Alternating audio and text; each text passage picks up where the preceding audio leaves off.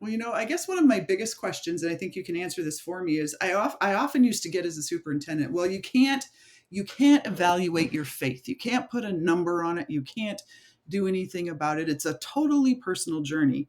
And I'm not sure I really have ever agreed with that commentary. So tell me, does the Rise launch and the launch of this new Rise campaign and what we're doing, does that help answer that question for people? Does it give them some idea about what we can and cannot measure, or can we?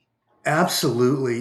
Just for our listeners, just for the record, I spent nearly 15 years as a Catholic high school religious studies chair, and we used to administer the acre, and we did a lot with the data that we had. And that's a question I would sometimes get from parents when their kid got a C in my senior religion class. How can you measure faith? Well, there are standards. It's called the Catechism of the Catholic Church. There are basic tenets of what we want our kids and our adults to know, right? Because as the Second Vatican Council professed, the deposit of faith is one thing, but its transmission is something else entirely. And we have a responsibility to ensure that the transmission of faith is done without error, that it's not diluted. Now, the NCEA Rise platform, most of you are familiar with the IFG for adults and the ACRE for youth. That remains really the foundation of our assessment platform. Both are aligned with the Catechism of the Catholic Church and the tasks of catechesis. Our ACRE recently underwent a revision due to the six tasks of catechesis were rolled up into five. So that affected our reporting categories. Missionary spirit was subsumed into those other tasks. But the way that the ACRE and the IFG is broken down, it's two parts. The first part assesses the cognitive domain. What do our kids and our adults with the IFG, what do they know about the faith, right? From the neck up. Part two answers the affective question. What do they actually think, perceive, believe, and practice with regard to the faith? And that second part of the ACRE and IFG, I think, is critical for assessing how our kids doing. I've got a sixth grade daughter in Catholic school right now, and anybody that's worked in schools knows that junior high is a really critical time where these kids are finding their way, right? And it's never an easy road; it's a bumpy road.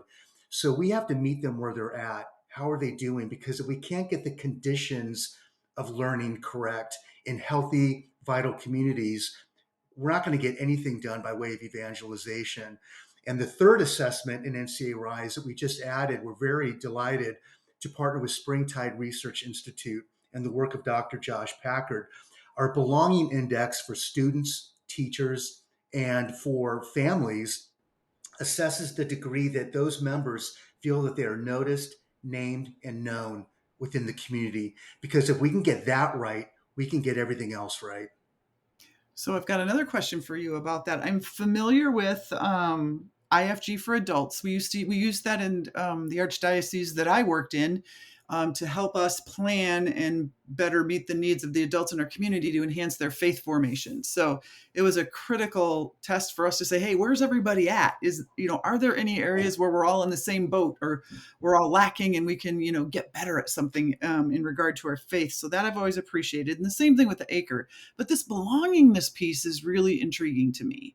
And so notice, named, and known, correct? Those were the three That's things that you talked that's about: right. notice, named, and known. Known. And does this have a relationship then to what we hear a lot about with this term disaffiliation? Do you think this belongingness piece could help us with disaffiliation? And if so, how? Absolutely, because I don't have to exhaust all the research that's been done over the last couple decades on religious disaffiliation.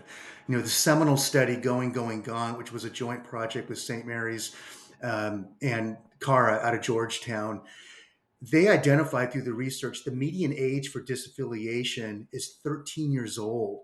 Now, I worked a long time teaching 13? religion, 13. Now, Julie, that doesn't happen in a vacuum, right? That's something that happens over time. Mhm. So, really, what it really is getting at is people feel disconnected, right? The work of Springtide suggests that, most of our young people don't feel like they have a trusted adult they can talk to. So that disconnection leads to disaffiliation. I think, also and equally compelling, it certainly has the attention of our bishops. The most recent Pew Research study suggested that between 1972 and 2020, the percentage of Christians in the United States fell from 90% to 64%. Now, if that trend continues, it's projected by the year 2070, Christians will constitute less than half of the US population. That's a crisis in my mind, right? People are disengaging.